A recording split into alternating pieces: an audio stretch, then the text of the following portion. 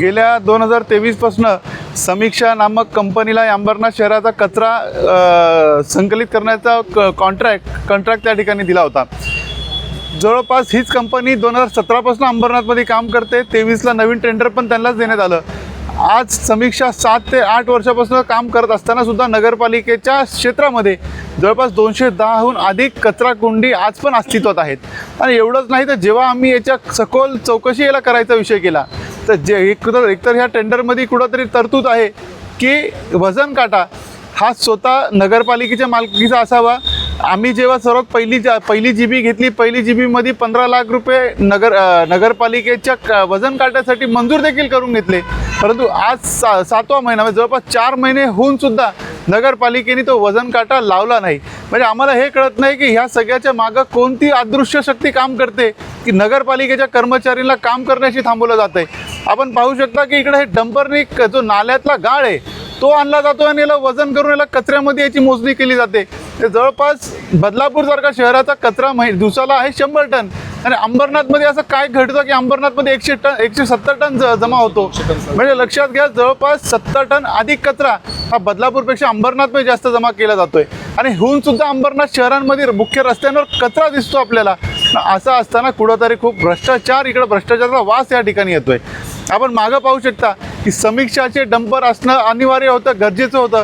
कोणती तरी इतर कंपनीचे डंपर वापरले जातात, ते प्रायव्हेट काट्यावर या ठिकाणी वजन केलं जात आहे। त्याला विचारलं याची एमटी गाडीचं वेट होतो का, बोलतो नाही, मला जो वजन सांगतात मी तोच एमटीला वेट पकडतो। म्हणजे खूप मोठं भ्रष्टाचार होतोय। जवळपास 500 किलोचा फरक म्हणजे अर्धा टनाचा फरक प्रत्येक गाडी मागं त्या ठिकाणी येतोय। ते दिवसाला लक्षात घ्या 50-60 टन अशीच त्या ठिकाणी मोजणी काउंट वाढवला जात आहे। खूप मोठा गोंधळ आज त्या भारतीय जनता पार्टीच्या सर्व नगरसेवकांनी लक्षात घेतलं आणि आम्ही थेट ह्या ठिकाणी आलो।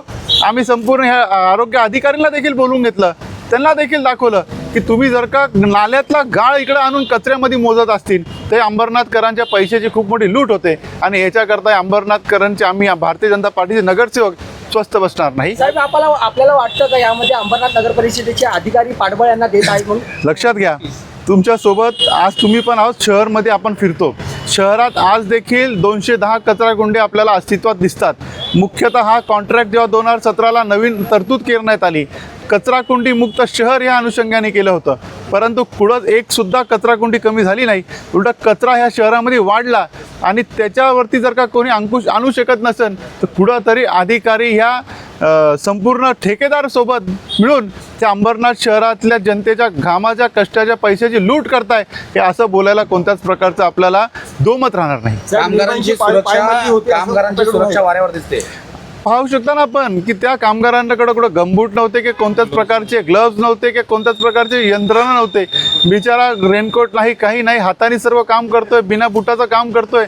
म्हणजे एखादा काही मोठी घटना घडली तर मोठं काहीतरी त्या बिचाराला म्हणजे भविष्यामध्ये आज जर आपल्याला वाटत असेल की त्याला काय येतो तो काम करतोय बिंदास, परंतु भविष्यामध्ये खूप मोठी त्याला काहीतरी एक आरोग्याचा विषय होऊ शकतो। आणि ह्या सर्व गोष्टींना लक्षात घेत जर का आरोग्य अधिकारी आणि नगरपालिका जर का कुठंतरी गप्प असेल तर मी जसं पहिले म्हणालो की ह्या सर्व भ्रष्टाचारामध्ये या संपूर्ण गडबडीमध्ये कुठं अधिकाऱ्यांचा हात आहे का की अधिकाऱ्यांचं त्याच्यामध्ये कुठं साकड आहे का, हे कुठंतरी विचार करायला आपल्याला लावणं हे त्या ठिकाणी भाग पडतं। फिटनेस नाही साहेब, आपण पाहू शकता, आपण जर का ते RTOच्या ॲप्लिकेशनवर जर का पाहिलं तर अनेक गाड्यांचे इन्शुरन्स एक्सपायर झालेले आहेत आणि हे सगळं काही बघायची जबाबदारी ही नगरसेवक नाही तर अधिकाऱ्यांची आहे।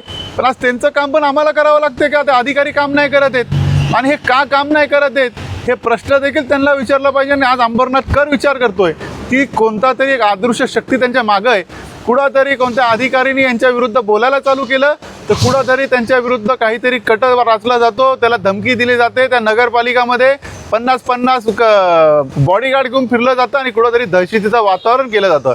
आम्ही निवडणुकीत त्यावेळेस पण म्हणालो होतो की अंबरनाथला भ्रष्टाचार आणि भयमुक्त करून राहणार, तर हे भारतीय जनता पार्टीचं जे ब्रीदवाक्य आहे आम्ही ते घालवणार नाही। आम्ही ते निश्चित त्या अंबरनाथ शहराला भयमुक्त भ्रष्टाचार मुक्त करूनच राहणार आहोत। साहेब, निर्भयांची पायमल्ली होती असे पण म्हणते, मग याबाबत आपण मुख्याधिकाऱ्यांकडे याबाबत काही तक्रार मुख्याधिकाऱ्यांकडे पण केली आहे। मी तर स्वतः सभागृहामध्ये जीबी असताना याचा उल्लेख केला आहे की गेल्या 7 वर्षापासून जर का एकच कंपनी काम करत असताना 210 कचरा कुंडी आपण घालू शकलो नाही या शहरातनं, या कचरा कुंडीला हद्दपार करू शकलो नाही, तर अशा कॉन्ट्रॅक्टरला आपण का कोणत्याच प्रकारची कारवाई करत नाही? तर मी तेच सांगतोय तुम्हाला, कोणती तरी एक अदृश्य शक्ती याच्या पाठी आहे. ती अदृश्य शक्ती कायम प्रयत्न करते हे अंबरनाथ शहरामध्ये दहशतीचं वातावरण निर्माण करण्याकरता. कुठंतरी अधिकारी कोणता त्या ठिकाणी कारवाई करायला प्रयत्न केला तर त्या अधिकारीला घाबरायचा प्रयत्न केला जातो, सिस्टमला घाबरायचा प्रयत्न केला जातो. परंतु या सगळ्या गोष्टीला भारतीय जनता पार्टी घाबरणार नाही.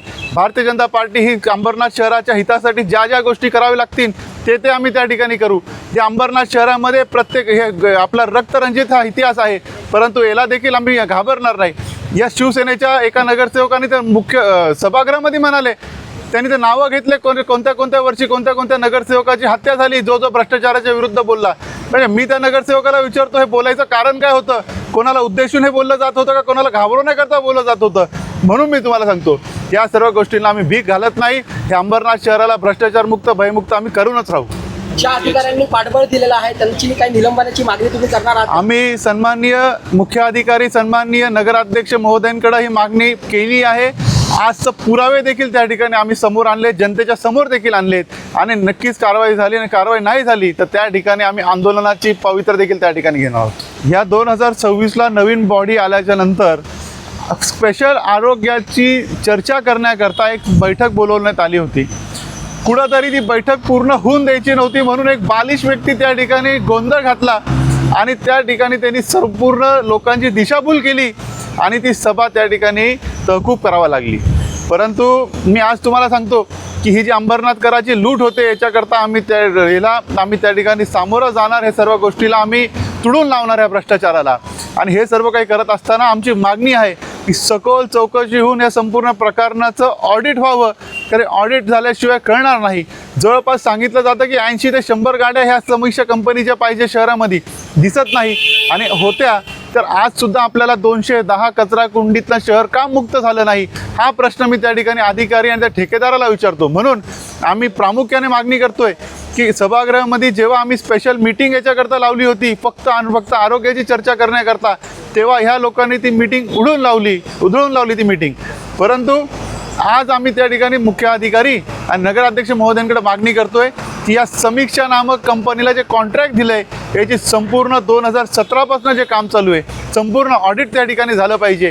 कारण जेव्हा नगरपालिकेची कचरा मोजण्याकरता वेट वेविंगची मशीनच नव्हती तर आपण दिवसाला 170 टन हे कोणाच्या आधारे करतो? ह्या प्रायव्हेट कंपनीच्या, ज्याच्या खुद्द हे जे ऑपरेटर आहे त्यांनी सांगितलं की जे सांगतात आम्ही त्या ठिकाणी लगेच ते वजन लिहितो. म्हणजे हा किती मोठा भ्रष्टाचार होतोय हे सर्वांनी विचार केला पाहिजे आणि भ्रष्टाचाराच्या विरुद्ध आम्ही गप्प बसणार नाही.